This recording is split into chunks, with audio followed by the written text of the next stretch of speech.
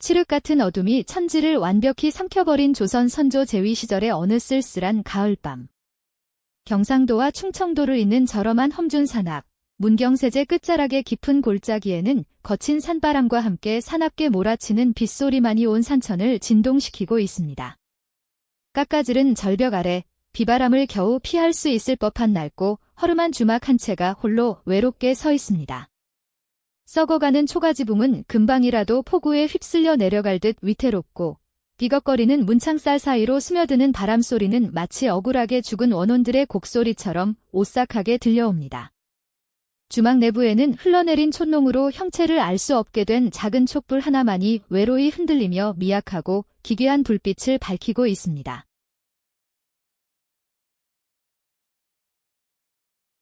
계십니까?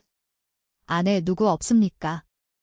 지나가는 나그네인데 산길에 갑자기 구멍이라도 뚫린 듯 비가 쏟아져 고갯길이 끊겼습니다. 더는 걸음을 옮길 수가 없으니 오늘 밤 잠시 머물며 피신할 수 있게 문 좀 열어주십시오.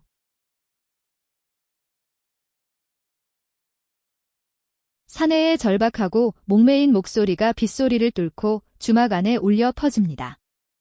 그 순간 주막 깊은 곳 어둠에 휩싸여 있던 안방 문이 스르륵 열리며 한 안악이 모습을 드러냅니다. 그녀는 세월의 갖은 풍파를 온몸으로 마다낸 듯 얼굴에 깊은 패인주름이 가득하지만 그 눈빛만큼은 보통 시골 주막에 주몰아 볼 수 없을 정도로 서늘하고 매섭기 그지없습니다.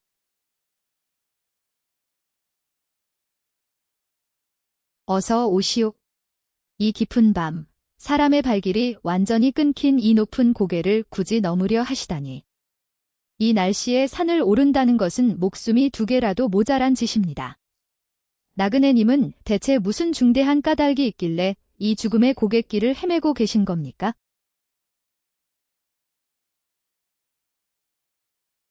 한양으로 올라가는 길인데 산중에 들어서자마자 산사태가 난 듯 흙탕물이 밀려와 길을 완전히 잃었습니다. 발목까지 차오르는 진흙바닥에 체력이 완전히 바닥났습니다. 그저 이 폭우만 피할 수 있다면 장작방이든 헛간이든 찬 바닥이어도 상관없으니 제발 하룻밤만 신세를 지게 해주십시오. 은혜는 결코 잊지 않겠습니다.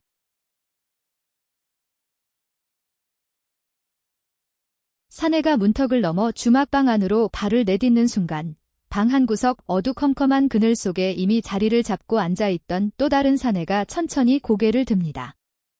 그 사내는 한눈에 보아도 거친 삶을 살아온 듯 험악한 인상을 풍기고 있으며 뺨에는 굵직한 흉터가 새겨져 있고 눈매는 마치 먹잇감을 노리는 매처럼 날카롭고 음흉합니다.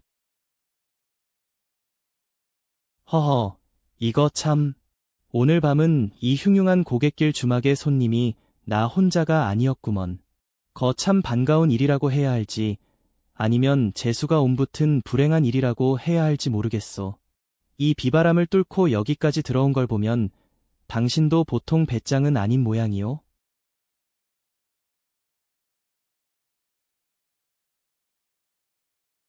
주모는 아무런 말 없이 나그네에게 김이 모락모락 나는 따뜻한 국밥 한 그릇과 주둥이가 찌그러진 탁주 한 병을 내어놓습니다. 나그네가 젖은 소매를 정돈하고 줄인 배를 채우려 숟가락을 들려는 순간 주막의 허름한 문이 다시 한번 거칠게 열려 젖혀집니다. 폭우를 뚫고 들어온 것은 뜻밖에도 숨을 거칠게 헐떡이는 어린 여인이었습니다.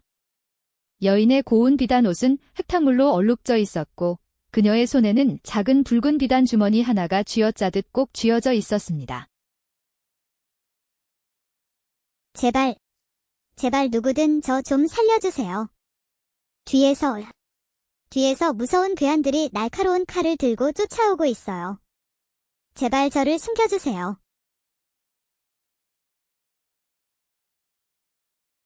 주막 안에 있던 세 사람의 시선이 일제히 여인에게 쏠립니다.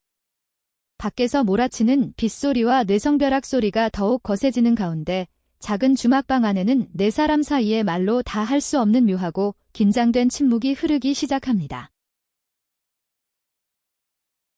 낭자, 이게 무슨 일이오?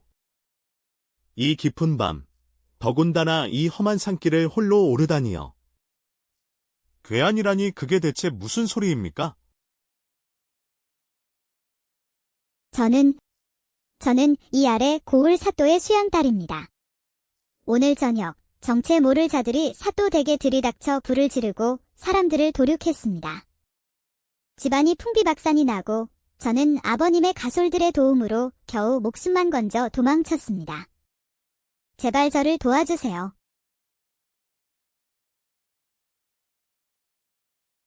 여인의 말이 끝나기가 무섭게 방구석에 앉아있던 두 번째 사내가 헛웃음을 터뜨리며 천천히 자리에서 일어섭니다. 그의 입꼬리가 비틀려 올라가고 그의 오른손은 자연스럽게 품속 깊은 곳으로 들어갑니다. 거참 들으면 들을수록 이상한 소리로군. 내가 알기로 이 고을 사또의 집은 벌써 사흘 전에 원인 모를 불이 나 모조리 불타 없어졌고 남은 식솔은 단 한 명도 없이 모두 죽었다고 들었는데 말이오. 그런데 사흘이나 지난 오늘 밤에 수양딸이 쫓겨나왔다. 낭자, 당신 도대체 누구요? 진짜 신분을 대지 않으면 이 칼이 가만히 있지 않을 것이오. 내 주막에서 소란을 피우지 마시오.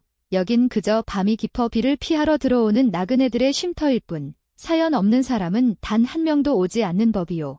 칼을 치우시오. 사내놈이 돼서 어린 여인네를 위협하다니 부끄럽지도 않소?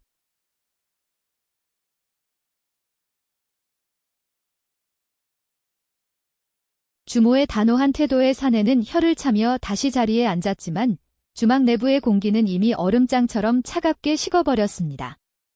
네 사람은 각자 품고 있는 비밀을 감춘 채 하나의 작은 상을 사이에 두고 둘러앉게 됩니다. 밖에서는 벼락이 떨어지며 천지를 울리고 방 안의 촛불은 몰아치는 외풍에 휘청이며 기괴한 그림자를 벽면에 만들어냅니다.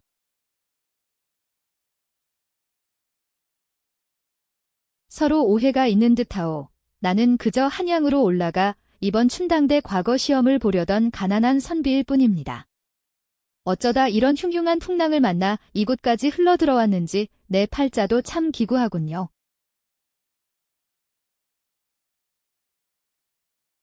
거짓말.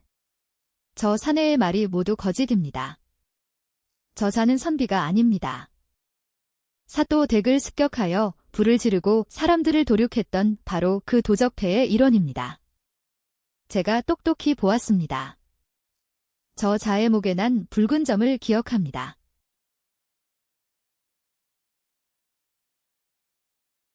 여인의 뜻밖의 폭로에 주막 안은 순식간에 정적에 휩싸입니다. 조금 전까지 온화하고 순박해 보이던 첫 번째 사내의 눈빛이 순간적으로 차갑고 칼날처럼 날카롭게 변합니다.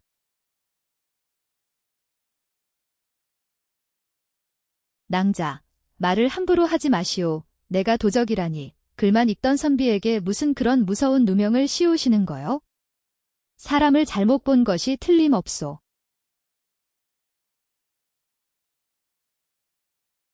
크하하하. 이거 점점 더 흥미진진해지는구먼.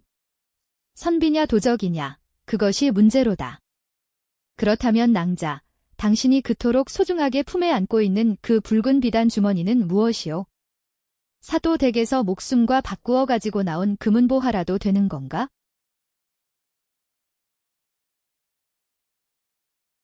여인은 사내의 탐욕스러운 시선에 놀라 비단 주머니를 품속 깊은 곳으로 숨기며 벽구석으로 물러섭니다. 한편 주모는 조용히 상을 치우는 척하며 그들의 대화와 눈빛을 하나도 놓치지 않고 관찰하고 있습니다.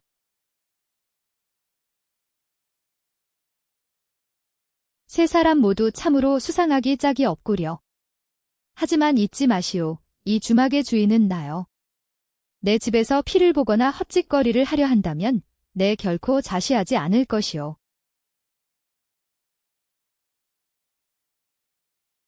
주모 아주머니, 제발 저를 도와주세요. 저 자들이 노리는 것은 이 주머니입니다. 하지만 이 주머니 안에는 억울하게 죽어간 제 아버님의 한과 수많은 사람들의 피눈물이 담겨 있습니다. 이것이 저들에게 넘어가면 세상의 정의는 영영 사라지고 맙니다.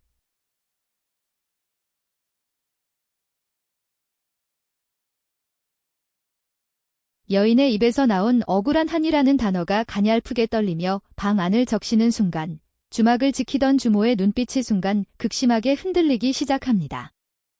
평소 무심하고 차갑던 주모는 손에 쥐고 있던 헝겊을 스르륵 내려놓고 여인의 얼굴을 마치 무언가를 확인하려는 듯 유심히 살펴보기 시작합니다. 억울한 한이라니? 낭자의 아버님이 도대체 누구시길래 이 깊고 거친 고갯길 주막까지 도망쳐와 그런 비장한 말을 하시는 거요? 숨김없이 사실대로 말해보시오. 5년 전, 이 고을 현감으로 계시다가 간신의 간계와 조작된 모함에 빠져 억울한 누명을 쓰고 사약을 받으셨던 이판서 대감이 바로 제 친아버님이십니다. 저는 그분의 숨겨진 딸입니다. 이판서라는 이름 석자가 좁은 주막방 안을 울리는 순간 방구석에 앉아있던 두 번째 사내의 얼굴이 흉측하게 일그러집니다. 사내는 더 이상 신분을 숨길 이유가 없다는 듯 품속에서 매서운 날이 서린 단도를 번개처럼 뽑아들고 여인의 목을 향해 신속하게 뛰어듭니다. 역시 내 놈이 그 이판서 가문의 잔당이었구나. 오늘 밤 여기서 모두 죽어줘야겠다. 아무도 살아서 이 산을 나가지 못한다. 단도가 여인의 목덜미를 베기 직전 허약하고 소심한 선비인 줄로만 알았던 첫 번째 사내가 전광석화처럼 몸을 날립니다. 사내는 살수의 손목을 정확히 꺾어 제압하고 단도를 멀리 차내버립니다. 멈춰라. 이 간악한 놈, 마침내 내 놈의 본색을 드러내는구나.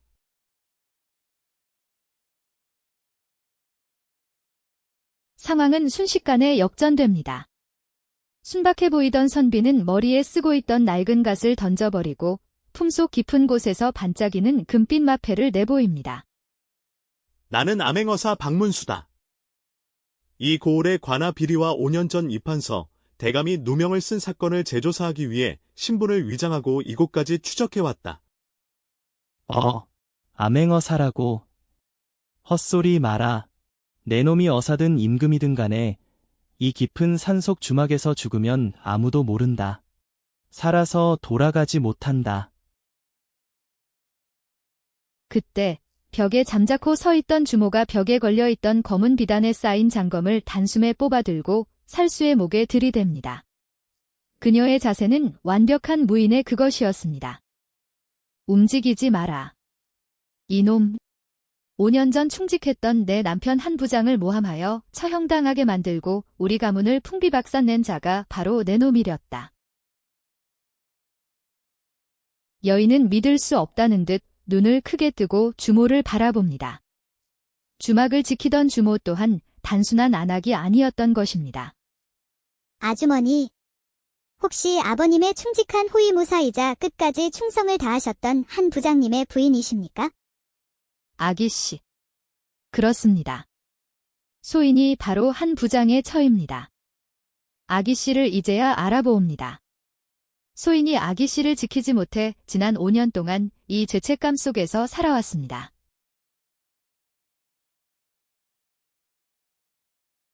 주막 안의 모든 진실이 마침내 밝혀집니다.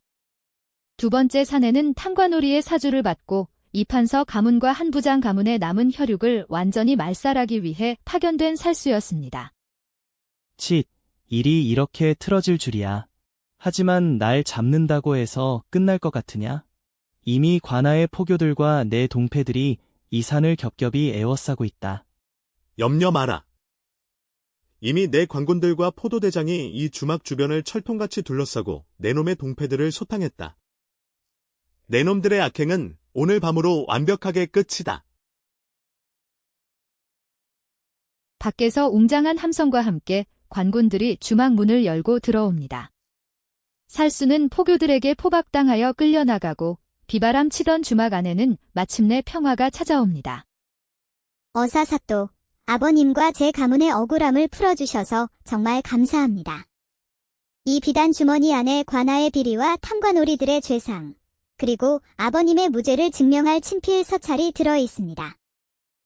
낭자의 목숨을 건 용기 덕분에 참된 정의를 바로 세울 수 있게 되었소.